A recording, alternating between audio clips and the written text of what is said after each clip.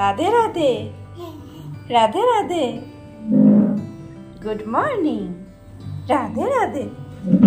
আচ্ছা, সকাল থেকে হাঁটা শুরু হয়ে গেছে, চলো বাবার সঙ্গে খেয়ে নাও, আর আমাদের ব্রেকফাস্ট আমি বানাচ্ছি, ঠিক আছে? Hello everyone, welcome back to the channel. আশা করি সবাই খুব ভালো আছেন। সকালবেলায় চলে এসেছি এখন রান্নাঘরে ব্রেকফাস্ট বানাতে। তো আজকে একটু বেসন ব্রেড বানাবো। আজকে ছুটি আছে, কারণ আজকে শুক্রবার, আজকে শিবরাত্রি, তো ওর বাবার ছুটি আছে। তো আজকে একটু বেসন ব্রেড বানাবো। তো ব্রেডগুলো আমি একটুখানি সাইডটা কেটে নিয়েছি। আজকে হচ্ছে পাতাবাহার ব্রেকফাস্ট, মানে আজকে তো পেঁয়াজ নেই, আজকে শিবরাত্রি, সেই জন্য উপোস টুপোস কিছু করবো না, কিন্তু নিরামিষই খাবো শিবরাত্রি যেহেতু। তো ওই জন্য দিয়েছি আজকে একটু ধনে পাতা আছে, একটু কারি পাতা, একটু কাঁচা লঙ্কা। তো সেই জন্য সবুজই দেখাচ্ছে পুরোটা। আর এই দেখুন, এই ব্রেডটা না তাওয়া থেকে নামার খুব তাড়া মনে হচ্ছে। এখন সবে উল্টে পাল্টে দিয়েছি আর একদম তাওয়া থেকে খালি বেরিয়ে চলে যাচ্ছে। তো ভালো করে সেঁকে নিলাম আর এটা রেখে দিলাম হটপটের মধ্যে। হটপটের মধ্যে রাখলে একটু গরম থাকবে। আমার রান্নাঘরে গ্যাসের সামনেই জানলাটা, তো খুব হাওয়া দেয়, সেই জন্য হটপটে ভরে দিলাম। আর এইটা হচ্ছে লাস্টের দুটো একটু তাওয়াতে রাখলাম, একটু ক্রিস্পি হবে আর গরম থাকবে। গরমটা আমি খেতে ভালোবাসি, সেই জন্য লাস্টের দুটো এরকম রেখে দিয়েছি। আর ওর বাবা একদম গরম খেতে পারে না, সেই জন্য ওরগুলো আগে বানিয়ে রেখেছি।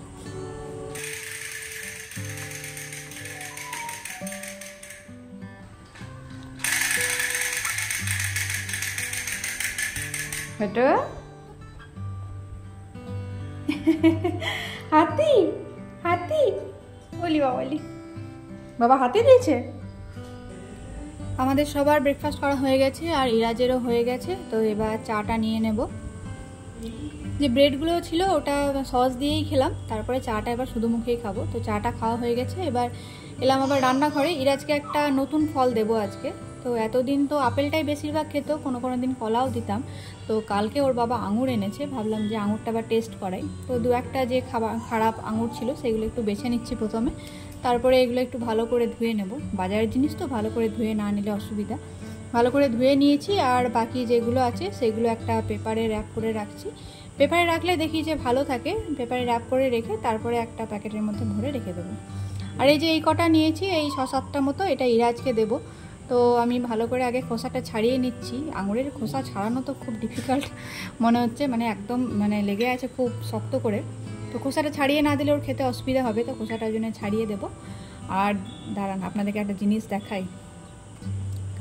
এই যে ইরাজ তো একদম ঘুমিয়ে গেছে, ও ব্রেকফাস্ট করেই ঘুমিয়ে গেছে। ঘুম থেকে উঠবে তখন আবার আঙুরটা দেবো। তো এখন রেডি করে রাখি। আর দেখুন কেমন করে ঘুমাচ্ছে, একদম হাত পা ছড়িয়ে ওদিকে মুখ করে। আর পাশে ওর বাবা মশার ব্যাগটা নিয়ে বসে আছে, কারণ একটা দুটো মশা ওর কাছে ঘুরছিল, তো ওর বাবা একটু বই খাতা নিয়ে বসেছে আর ওই ব্যাগটাও সঙ্গে নিয়ে বসেছে।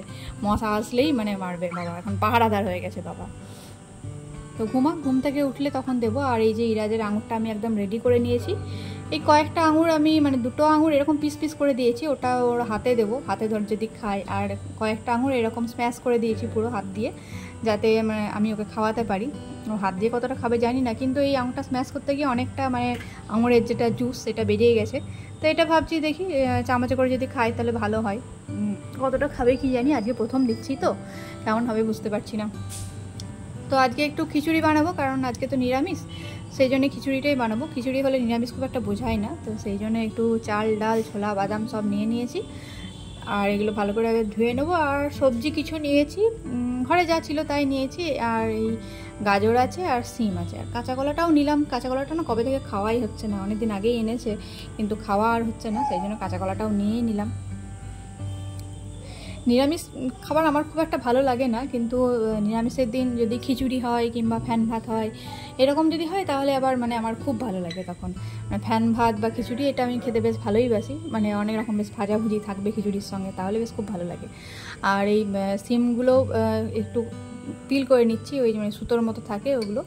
কয়েকটাই ছিল, মানে যা ছিল ঝাড়াগুঁড়ো ধরে হবে খিচুড়ি। আর এই যে কাঁচা কলা, মানে খিচুড়িতে কেউ কাঁচা কলা দেয় না, কিন্তু আমি দিচ্ছি কারণ কদিন আগেই এসেছে কাঁচা কলাটা, তেমন শুকনো শুকনো হয়ে যাচ্ছিল। কী আর হবে, মানে একটু খিচুড়িটা কালো কালো দেখতে হবে, এটাই যায়, এর বেশি আর কি। কাঁচা কলা খাওয়া তো খুব ভালো, আয়রন রিচ। আর আমার তো এমনি একটু আয়রনের প্রবলেম আছে, মানে আয়রনের প্রবলেম নেই, মানে ওই হিমোগ্লোবিনের একটু প্রবলেম ছিল। তো যাই হোক, আয়রন রিচ খাবার তো খেতে বলে, সেই জন্য কাঁচা কলাটা প্রায় আনা করাই। তো ভালো করে কেটে নিয়ে ধুয়ে এবার একটু জলের মধ্যে রেখে দেবো। আর এই যে বেগুনটা একটু ভাজা করবো, আর দেখুন বেগুনটা কি সুন্দর ভিতরটা, কিন্তু আমি কিন্তু ভাবিনি যে বেগুনটা এত সুন্দর হবে। বেগুনটার গায়ে না একটু কালো মতো ছিল, ফুটো ফুটো, আমার মনে হলো যে হয়তো পোকা হতেও পারে, একটু ভয়ে ভয়ে কাটলাম, তো কেটে দেখছি যে একদম সুন্দর ফ্রেশ হয়ে আছে। বেগুনটা কাটার সময় না সবসময় মাথাতে এটাই থাকে যে বেগুনটা কাটার পরে কীরকম দৃশ্য দেখতে পাবো কি জানি, কিন্তু দেখুন যেমন ভাবছিলাম অত ভালো কিন্তু নয়। এই 2-1 জায়গায় একটু কালো মনে হচ্ছে, একটু পোকা আছে, তো কী আর করা যাবে, অপারেশন করে ফেলি আর কি। একটু মানে কীরকম হয়ে গেল এবার শেপটা, সেই দাঁত ভাঙা মানুষের মতো দেখাচ্ছে। তো যাই হোক, বেগুনটা এবার একটু নুন আর একটু হলুদ দিয়ে একটু মেখে রেখে দেবো। এই যে নুন হলুদটা ভিতরে ঢুকে গেলে না ভাজার পরে বেশ ভালো হয়, উপর থেকে দিলে এক জায়গাতে হয়ে যায়, তো ভালো করে মেখে দিলাম।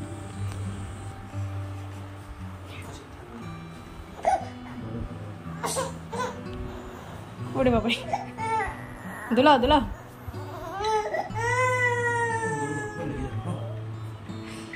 কি হয়েছে বেটা? ওরে বাবারে,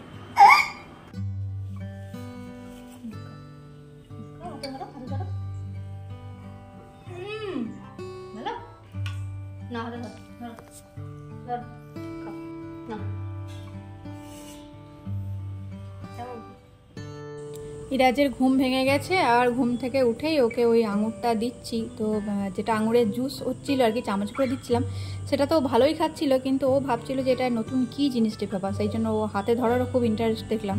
তো হাতে দেখছেন কেমন করছে, তো হাতে ধরে নেড়ে চেড়ে মেখে সব রকমের এক্সপেরিমেন্টও করলো, তবে খুব একটা ভালো কিন্তু খায়নি। ওই জুসটা যেটুকু দিলাম সেটাই খেয়েছে, তারপরে বাকিটা আর খেতে চাইছিল না। হয়তো 1-2 দিন দিতে দিতে ওর হয়তো ভালো লাগবে, তারপরে হয়তো খাবে নাকি জানি না।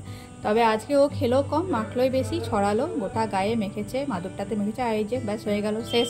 একদম উল্টে দিল প্লেট, তারপরে এবার খাচ্ছে ও।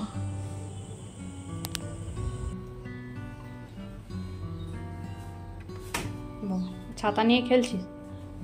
ছাতাটা কেন বের করেছিস? হ্যাঁ, ছাতাটা কেন বের করেছিস? মোছামুছি হচ্ছে এখন, ফুলের ছাতা রোদ পাচ্ছে। এই একটা নতুন কাজ হয়েছে, এখন রোজ আবার রোদ দিতে হবে। আজকে এটা খাবে না আমেরটা খাবে? এটা এখন 2 দিন সেট হোক রোদ পেয়ে পেয়ে, বুঝলে? আজ আমেরটাই খাও। কত ব্যস্ত। ইরাজের তো তেল মেখে চান টান করা হয়ে গেছে, খাওয়া দাওয়াও হয়ে গেছে, ও ঘুমও এসে গেছে, আর আমাদেরও সব কিছু হয়ে গেছে, রান্নাবান্না হয়ে গেছে। এবার বেড়ে নিয়েছি, সার্ভ করে নিয়েছি।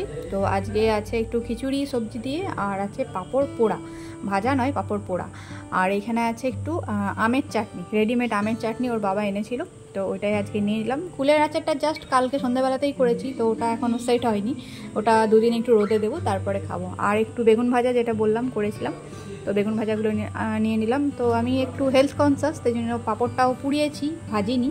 আর বেগুন ভাজাটাও খুব মানে অল্প তেলে জাস্ট শাঁকা শাঁকা টাইপের, দেখে হয়তো বুঝতে পারছেন একটু পোড়া পোড়া হয়ে গেছে, তো নিয়ে নিলাম এবার। তো দেখি খেয়ে নেবো, আর কি হয়ে গেছে সব কিছু।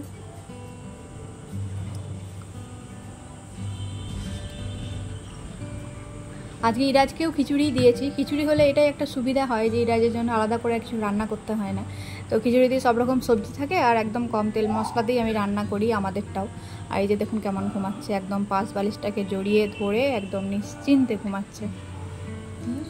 তো ঘুমাক, ততক্ষণে আমরা খেয়ে নিই। যতক্ষণ ঘুমাবে ততক্ষণই শান্তি। ওর বাবাও এসে গেছে আজকে, ওরও সব কাজকর্ম হয়ে গেছে, তো এবার খেয়ে নেব। তো আজকের ব্লগটা এখানেই শেষ করছি, দেখা হবে আবার নেক্সট ব্লগে। সবাই ভালো থাকবেন।